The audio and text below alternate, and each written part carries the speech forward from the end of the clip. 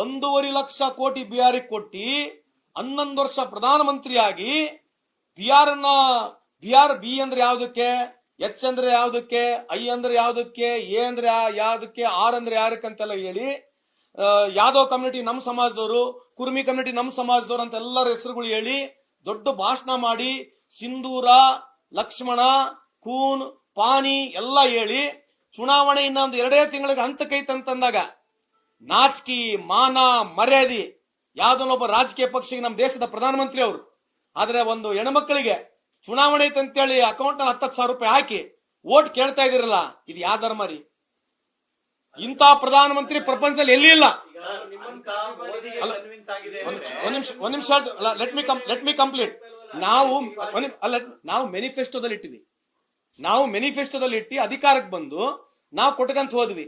ನಿಮ್ದೇ ಅಧಿಕಾರ ಇತ್ತು. ಚುನಾವಣೆ 2 ತಿಂಗಳಲ್ಲಿದೆ, ಚುನಾವಣೆ 2 ತಿಂಗಳಲ್ಲಿದೆ. ಇದು ಎಲ್ಲರಿಗೂ ಅರ್ಥ ಆಗಲೇನ್ರಿ?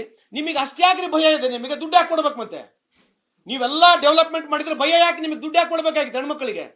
ಸಿಂಧೂರ್ ಹೇಳಿದ್ರಿ, ಸಿಂಧೂರ್ ಕಾಪಾಡ್ಬಿಟ್ಟಿದ್ರಿ.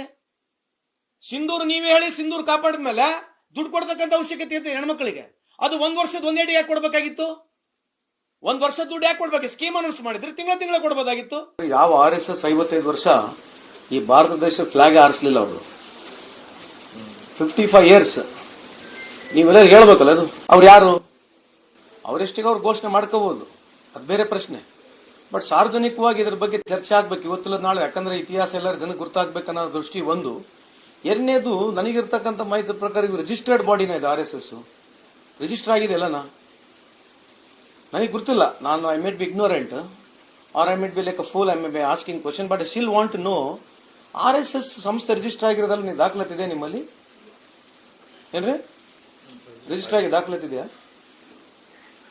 ಎಲ್ಲಿ ರಿಜಿಸ್ಟರ್ ಎಲ್ಲ ಆಗಿದೆ? ನನಗೆ ಗೊತ್ತಿಲ್ಲ. ಒಂದು ರಿಜಿಸ್ಟ್ರೇಷನ್ ಆಗಿಲ್ಲ. ಎರಡನೇದು, 55 ವರ್ಷ ಇವರು ಈ ಭಾರತ ದೇಶದ ಫ್ಲಾಗೇ ಆರಿಸಿಲ್ಲ. ಮತ್ತೆ ಏನಿವರು in what way they are connected? ಇವರು ಐಡಿಯಾಲಜಿ ಪುಷ್ ಮಾಡೋದ್ ಬಿಟ್ರೆ, ಹಿಂದೂ ಮುಸ್ಲಿಂ ನಡುಕೆ ಈ ಹಿಂದುತ್ವ ಬಗ್ಗೆ ಮಾತನಾಡೋದ್ ಬಿಟ್ರೆ ನನಗೇನು ಬೇರೆ ಅವ್ರದ್ದೇನು ಬಹಳ ದೊಡ್ಡ ಕಾಂಟ್ರಿಬ್ಯೂಷನ್ ಅಂತ ನನಗೇನು ಕಾಣ್ತಾ ಇಲ್ಲ. ಸೊ ಹಂಗಾಗಿ what ever Priyank Kharge has written according to me is absolutely right. I am ready to endorse it. In what way is written wrong? Because we would like to know what is their contribution also. ಅವ್ರು ಕಲಿಸ್ತಕ್ಕಂಥದ್ದು ಏನಿದೆ, ಅವ್ರು ಹೇಳ್ತಕ್ಕಂಥದ್ದು ವಿಚಾರಗಳನ್ನ ನಾವು ಅದನ್ನ ಆಮೇಲೆ ಯಾಕೆ ಹೇಳ್ತಾ ಇದೀನಿ ಮಾತಂತಂದ್ರೆ, ಮೋದಿ ಸಾಹೇಬರು ವಲ್ಲಭಾಯ್ ಪಟೇಲ್ ಸ್ಟ್ಯಾಚ್ಯೂ ಮಾಡಿದ್ರು, ಕೇಳೋದಿಲ್ಲ? ವಲ್ಲಭಾಯ್ ಪಟೇಲ್ ಸಾಹೇಬ್ರೆ ಬ್ಯಾನ್ ಮಾಡಿದ್ರು RSS ಗೆ. ಯಾಕೆ ಬ್ಯಾನ್ ಮಾಡಿದ್ರು? ಯಾರು ಸರ್ದಾರ್ ವಲ್ಲಭಾಯ್ ಪಟೇಲ್ ಸ್ಟ್ಯಾಚ್ಯೂ ನೀವು ಹಾಕಿದಿರಿ, 3,000 ಕೋಟಿ ಖರ್ಚು ಮಾಡಿ ಬಹಳ ದೊಡ್ಡದು ಭಾಷಣ ಎಲ್ಲ ಮಾಡಿದ್ರಿ. ಸರ್ದಾರ್ ವಲ್ಲಭಾಯ್ ಪಟೇಲ್ ಅವರೇ ನಿಮಗೆ 2 ಬಾರಿ ಬ್ಯಾನ್ ಮಾಡಿದ್ರು RSS ಗೆ. ಇದು ರೆಕಾರ್ಡ್ನಾಗಿದೆ, ಗೆಜೆಟ್ ಇದೆ. ಮತ್ತೆ ಇದಕ್ಕೆ ಅವ್ರು ಉತ್ತರ ಕೊಡಬೇಕಲ್ವಾ? ಸೊ 100 ವರ್ಷ ಆಗಿದೆ, ಅವರು ಮಾಡ್ತಾ ಇದ್ದಾರೆ. I don't think so there is anything that great contribution they have done according to me.